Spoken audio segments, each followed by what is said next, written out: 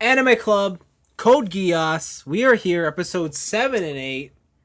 We're still watching anime? We are. Still? I think at this point, we can't ever stop watching anime. Shit. This is our curse. We have taken it because someone's got to do it. You know what that means? What? We're eventually getting through all of JoJo. Yeah, right. We did 1. That's enough. We did 5. No, we did part 5. You're right. We didn't do part 1. So we did 5. We didn't do part 2. We did 5. We didn't do part 3. We did 5. We definitely didn't do part 4. What I'm getting from this conversation is that we did 5 JoJos. We did 1 JoJo that was part 5. We did enough for 7, so that's all I can say.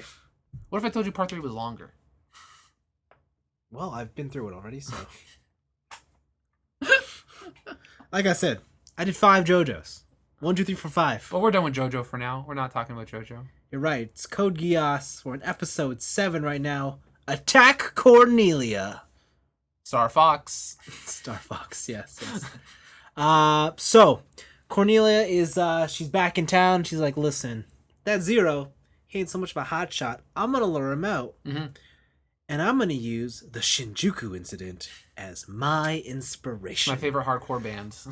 So, she thinks about the Shinjuku incident that happened in the, I want to say, first or second episode? Yeah.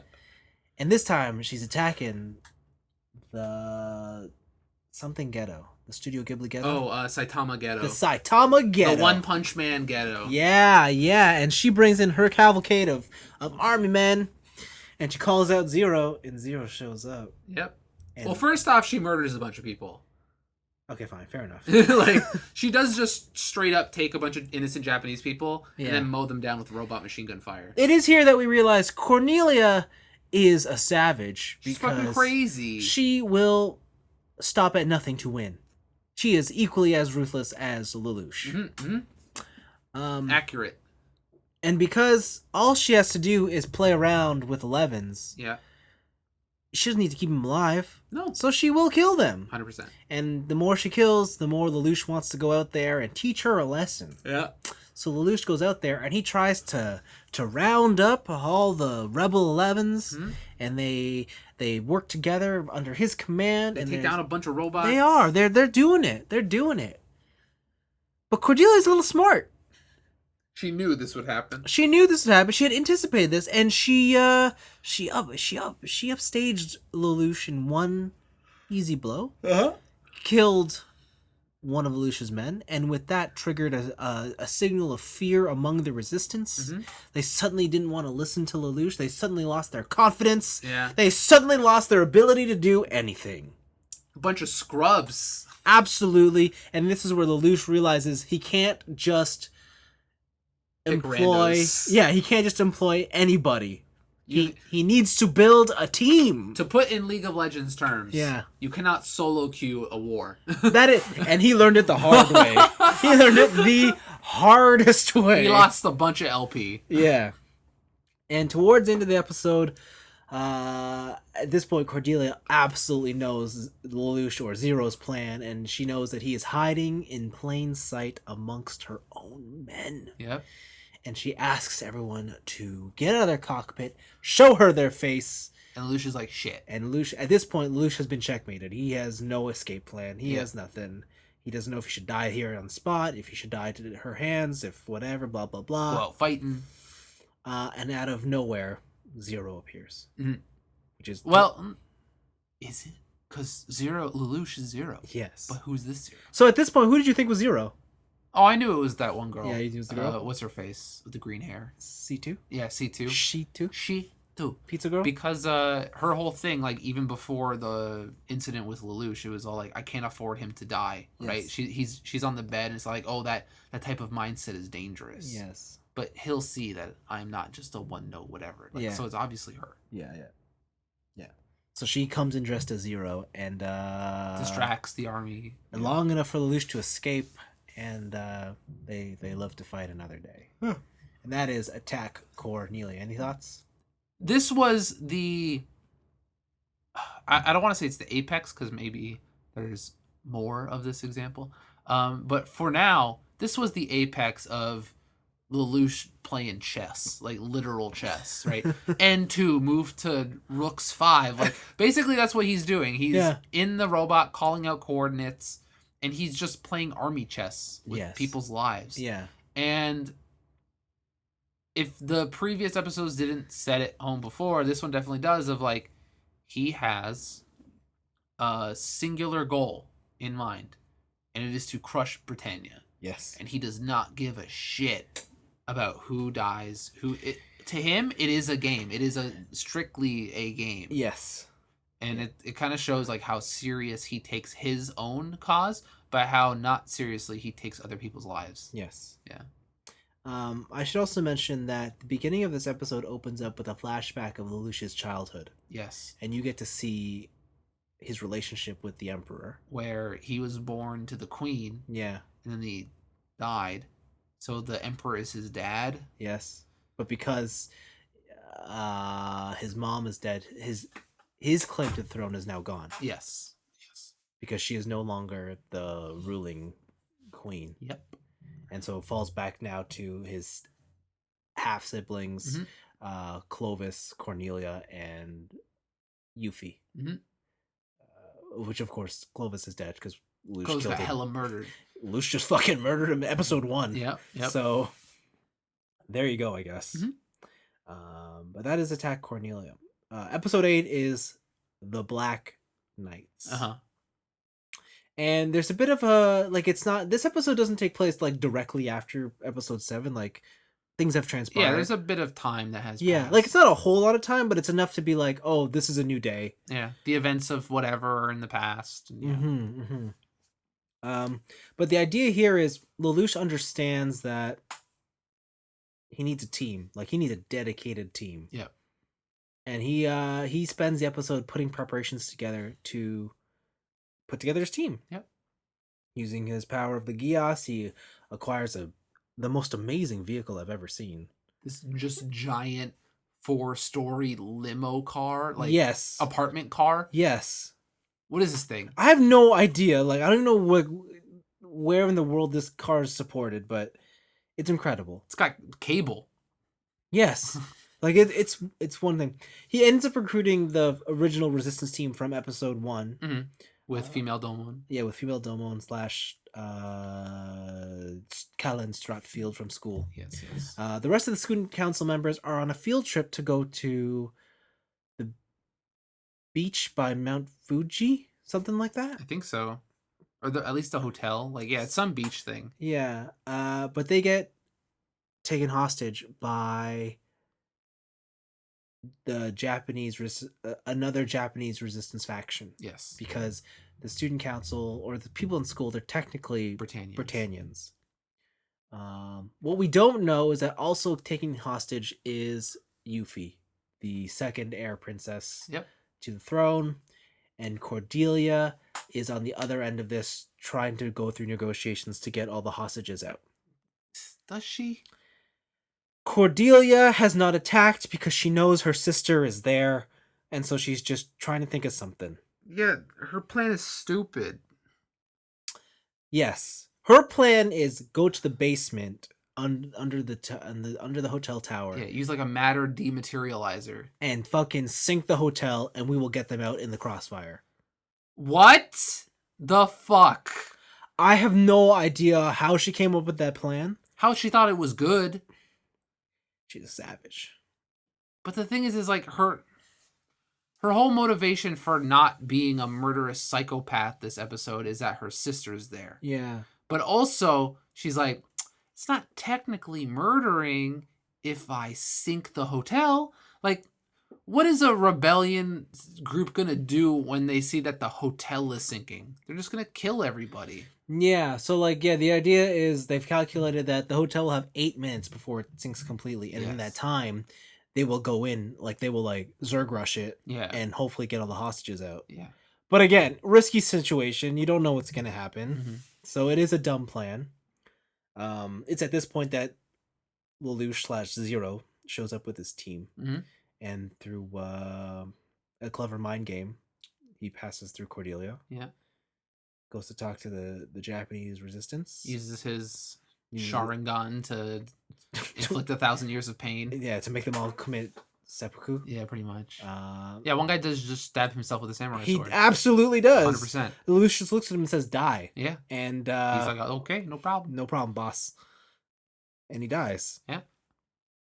And then from here on, we see that Lelouch gets all the hostages out, mm-hmm. and he introduces himself to the world on TV as Lelouch and the Black Knight, or as Zero and the Black Knights. Mm-hmm. And now we understand, we see the foundations of his team. Yeah. And even before that, we find Suzaku in the White Knight, the Lancelot, trying to run through the little basement corridor, and really just showing how fucking good he is at this robot. Suzaku's something else, dude. He's like MLG League. He is. He got skills. He's a pro gamer. Yeah, he is definitely an asset. Basically, to get the idea of this, he is going through a very narrow corridor that is about, I think they say, 3 times the width of his robot and maybe 1.5 times the height. Yeah. And these guys at the end of the tunnel have a fucking rail gun. Yeah. That not only shoots a super fast bullet, but then that bullet shoots bouncing explosives that scatter all around the corridor. Yeah. So theoretically, unstoppable. Yeah, and they make this point true when they send the grunts in. They send 3 grunts. And they get demolished with one shot. Yeah. Meanwhile, our boy, Spin Kick McGee, just rolls in with one dude. And he first somehow dodges the first one. Yeah. Like, he dodges all the bullets. Yeah. They shoot another one. He blocks that shit. Like, this guy's nutty. He got all the tricks. I guess. The fucking cheats. He's invincible. It's so crazy. His Lancelot is unstoppable. It's crazy. And he also came this time equipped with a special gun. Oh, yeah. The fucking matter dematerializer. Yeah. Yeah. Which ended everybody. He blows up the tunnel, jumps out of the ocean, then blind fires into the ocean, somehow perfectly hitting all the support struts on the hotel, which then start sinking the hotel. Are you sure it was a blind fire or perfectly calculated? It's nighttime near an ocean. It's a blind fire. So perfectly calculated. Oh my god. Suzaku is just being Suzaku. Suzaku is the most unbelievable thing in this show. Even Lelouch being this super genius playing chess with people's lives, Suzaku is just this fucking dunce. He's a force of nature, is what he is. Who just kicks things. He solves all of his problems with violence. But yet, as a character, he tries to be the most peaceful character there is in the show. He is lawful good. He is lawful good. Fucking crazy. But his actions would make you believe he is chaotic evil. Yeah, like, what the fuck is this guy? I just want everyone to be, like, the cool man is we want to live in harmony and peace. But also, I gotta work for the Nazis. Like... Yeah, that is more or less his role. It's fucking weird. The beginning of the end of the episode actually even states that like Suzaku and Lelouch have now been like, this may hint at the fact that they've been locked in their roles and they will never see eye to eye. Yeah. So it's just that Suzaku's role doesn't make sense to me for the rest of his character. Like, he's a paladin straight up. Yeah. But also, he knows that these people are just straight up murdering innocents. Like, he's on the inside. He knows. He is a man loyal to his country.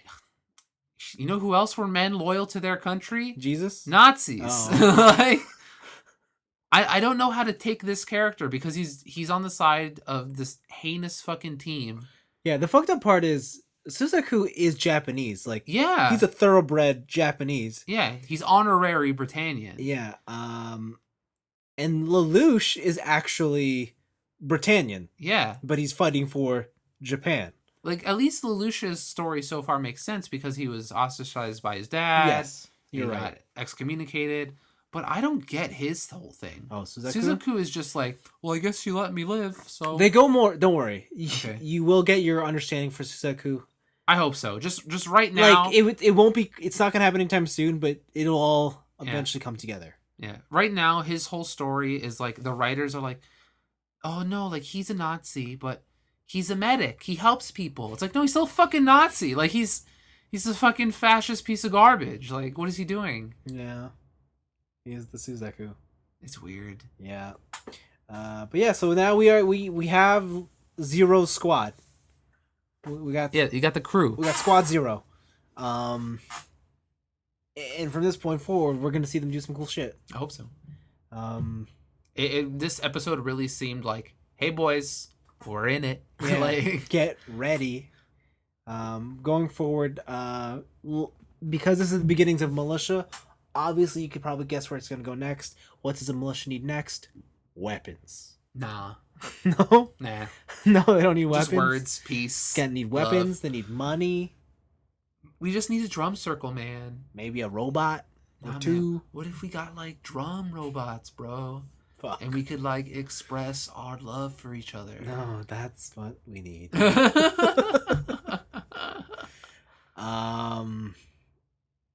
Yeah. More motivational flashbacks to Lelouch, his love for his Yumoto. Yeah. So I still hate. She wasn't even in the episode, man. Dude, she was there in a flashback. She was there as a sickly child in an x-ray machine. And even as a sickly child in an x-ray machine, still hated her. Wow. Wow. She's such a dumb character design. Wow. Like, I'm sure she's really nice.